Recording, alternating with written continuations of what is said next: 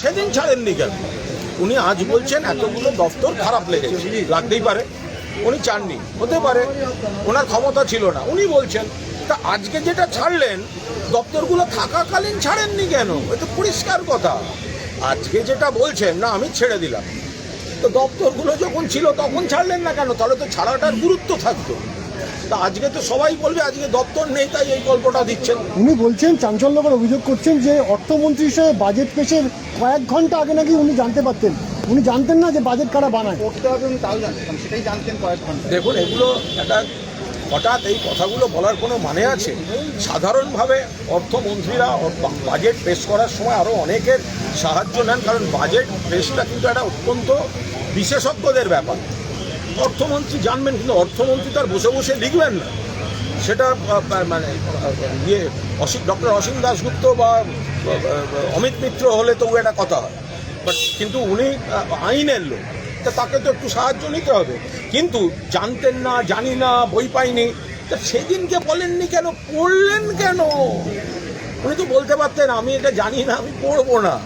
উনি পড়লেন কেন? আপনি অর্থমন্ত্রী ছিলেন, আপনি বাজেট পেশ করলেন, আপনার ছবি ছাপা হলো, আপনি পড়লেন।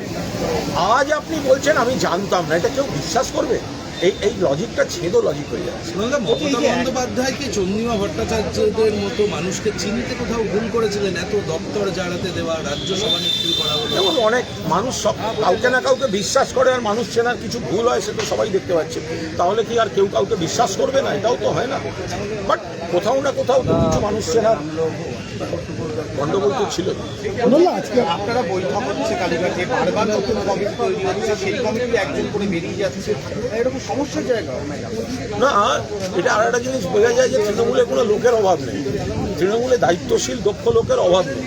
যদি কাউকে বসানো হচ্ছে তাকে আবার নানা রকম চাপ আসছে, তাকে কেউ ফোন করছে, তার নানা ছুতো তৈরি হচ্ছে, কিন্তু তারপরে আবার কেউ না কেউ সেই দায়িত্বটা নিয়ে নিচ্ছে।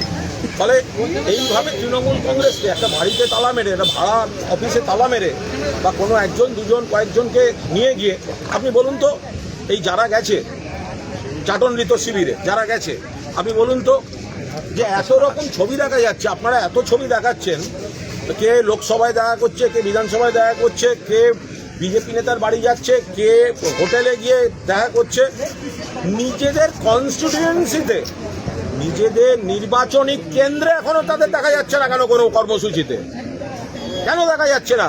নিজেদের এলাকায় একটা পার্টি অফিসে তৃণমূল কংগ্রেস কর্মীদের সঙ্গে আলোচনা করতে দেখেছেন? নিজেদের এলাকায় পার্টি অফিসে বসে সাধারণ মানুষের দরকারে কোনো সার্টিফিকেটে সই করছে দেখেছেন?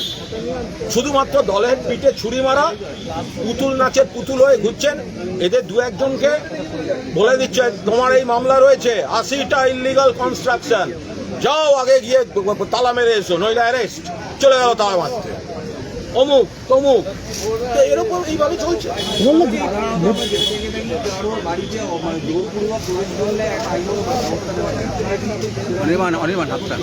আমরা তো কাল পুলিশকে যা জানাবার আমরা জানিয়েছি, বাকিটা আমাদের নেতৃত্ব নিশ্চিতভাবে গোটা বিষয়টা পর্যবেক্ষণ বিশ্লেষণ করছেন। আজকে আপনারা চুক্তিটা কি এবার দলের চুক্তি, মালিক পক্ষের সঙ্গে দলের চুক্তি, ভাড়া দেয়া, যা যা আছে সেটা তো থানাতেই জমা দেওয়া আছে, লুকোনো তো কিছু নয়। কদিন আগে গিয়ে আমি আর চন্দ্রিমা দিয়ে তো গেছিলাম থানায়, যে আমরা ওখানে গিয়ে সেটা জমা দিয়ে এসেছি। আজকে দেখা গেল যে মেট্রোপলিটনের তৃণমূল ভবনে তালা খুলে ভেতরে মালিক পক্ষের লোকজন ঢুকলেন, কিভাবে দেখছেন গোটা বিষয়?